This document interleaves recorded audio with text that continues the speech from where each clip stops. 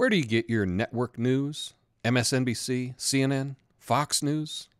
Well, I'd like you to consider RT. Hi, thanks for watching. Today is Monday, Mainstream Media Monday, where I like to talk about issues involving the mainstream media. Now, I've been pretty critical of a lot of the mainstream media, their reporting.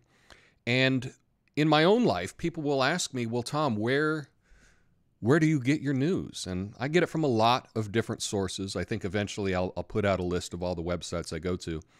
But I want to encourage you to check out RT. Now, if you don't know what RT is, it used to be called Russia Today.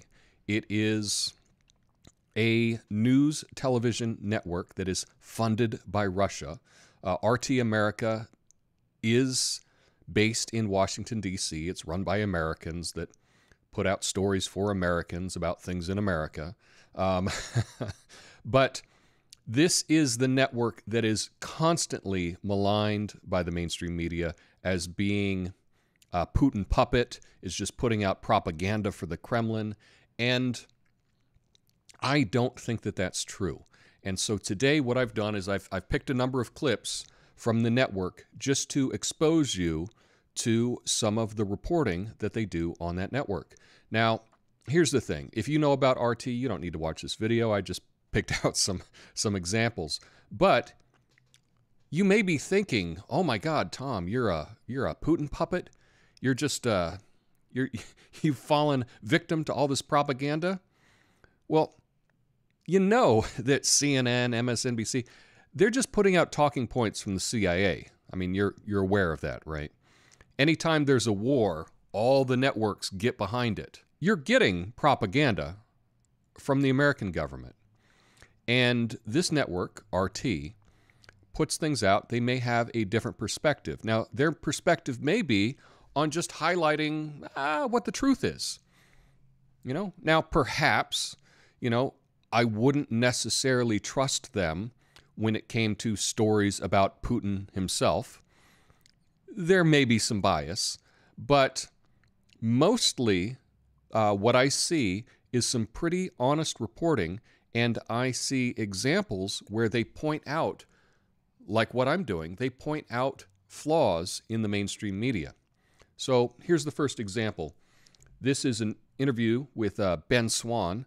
If you don't know Ben Swann, he's a fantastic reporter. I learned about him a couple years ago. He has a series called Reality Check that you can check out. But he is not welcome in the mainstream media because he reports on things that are, true. But he will appear on RT all the time, and I think he's a fantastic journalist. So here's the first example here with Ben Swann. So why isn't she talking about that and talking about not that Russia's the threat, but the system that we have built that allows anyone to access these very important infrastructures? Isn't that the threat? This is the director of national intelligence telling us all in unclassified form, in black and white, China and Russia can do this today, now, whenever they want to. In other words, we're relying on their good graces that they're not. Well, I think she's doing it because obviously it fits a narrative that MSNBC likes to push every single night. But let's talk about the actual report she's citing. So I went back and read the report. On the Russia point, which she really emphasized Russia, not China, there is no indication that Russia has any ability to shut down any natural gas pipeline. In fact, the only thing that's stated about Russia is that they would have the ability to affect some power grids for a couple of hours. Well, so do the people who were using too much electricity. Okay, so that was Ben Swann. He was criticizing a report that Rachel Maddow did on MSNBC. Now, they also have a show called Redacted Tonight. It's a once-a-week show. It reminds me a lot of The Daily Show or the John Oliver Show, where they talk about politics, and it's a comedic form. The comedian here is Lee Camp, and Lee Camp is very left-wing, but he puts out a show that is pretty funny And it does bring up things in politics that the mainstream media try to stay away from. Let's see one more clip. Hundreds of thousands flooding central Caracas, watching opposition leader Juan Guaido swear himself in as interim president. Yes, Juan Guaido did swear himself in. CNN only missed a couple of things. He was not elected to that position. He just declared himself president.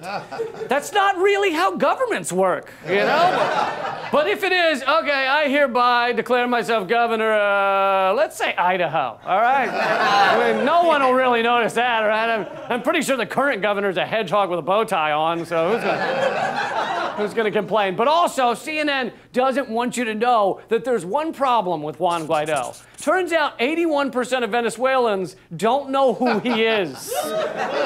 So he just ran around Washington, D.C. before he declared himself president. He ran around Washington, D.C. and some neocon think tanks and said, hey, I'm going to declare myself president. And they said, fucking rock on, man. Yeah. On top of that, he went to George Washington University. As the Gray Zone Project reported, in 2007, he moved to Washington, D.C. to enroll in the governance and political management program at George Washington under the tutelage of Venezuelan economist Luis Enrique Berisbeitia, one of the top Latin American neoliberal economists. Berisbeitia is a former executive director of the International Monetary Fund. Guaido went to GW and then trained under the IMF. Jesus. And then we declared him president of Venezuela. That's like joining the WWE and then training under Henry Kissinger, and then the U.S. declares you king of Japan.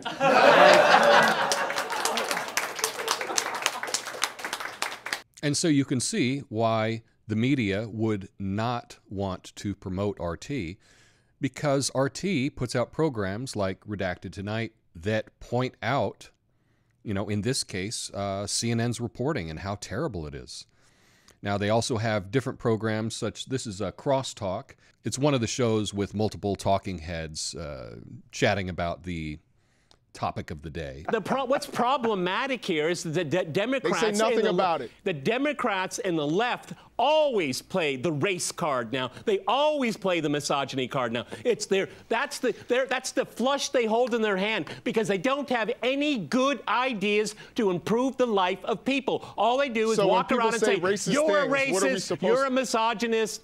You know, that's all you do. That's all I hear from CNN and MSNBC. And lastly, they have interview shows. Larry King is on the network.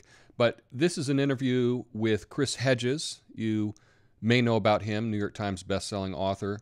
But in this case, Hedges is talking about reporting that NBC did that was pretty shady. Chris, I want to start by asking you about this somewhat interesting article that has been published by NBC, where I guess they're not big fans of this politician from Hawaii named Tulsi Gabbard. And Tulsi Gabbard has staked out a position as being somewhat anti-war, which is in and of itself nowadays kind of a strange place for most politicians.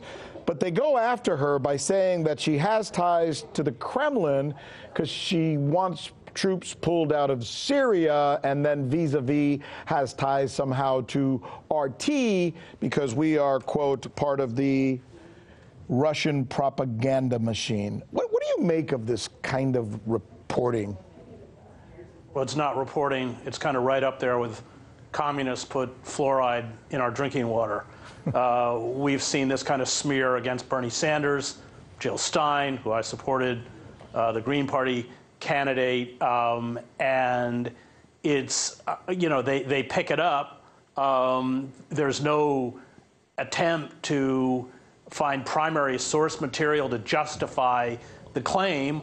Remember, didn't Russia hack into power grids in New Hampshire or something? I mean, but you get away with it because the dominant narrative demonizes everything that is Russia, and those the ruling elites don't like, including Bernie Sanders or Jill Stein, or in this case, Gabbard, become tools of the Antichrist. I mean, it's so far from journalism, I don't know what to say. So there you have it.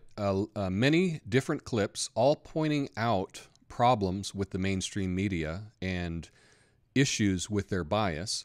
And that's why the mainstream media is so critical of RT. They don't want anyone to see RT, to see people pointing out how biased they are. And so they just dismiss it as Russian propaganda. Well, I would like to challenge you, if you haven't watched RT, and you do watch some network news, to give them a chance and judge for yourself whether or not the reporting is as biased as they say it is. It is my opinion that they do a much better job reporting than the mainstream media in the U.S. But I understand that many people are prejudiced against this. They have their mind made up already.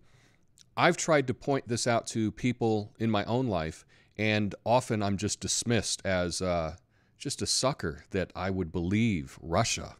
But if you're watching my videos, chances are you may have a little bit more of an open mind than most people. And so, you know, check out RT and tell me what you think about it. Now, you can watch them on YouTube. They have a YouTube channel. And you can also add them, if you have a smart TV, you can add the channel to them. They're available on many cable services. So just do a little Googling around and you can find how you can watch their programming.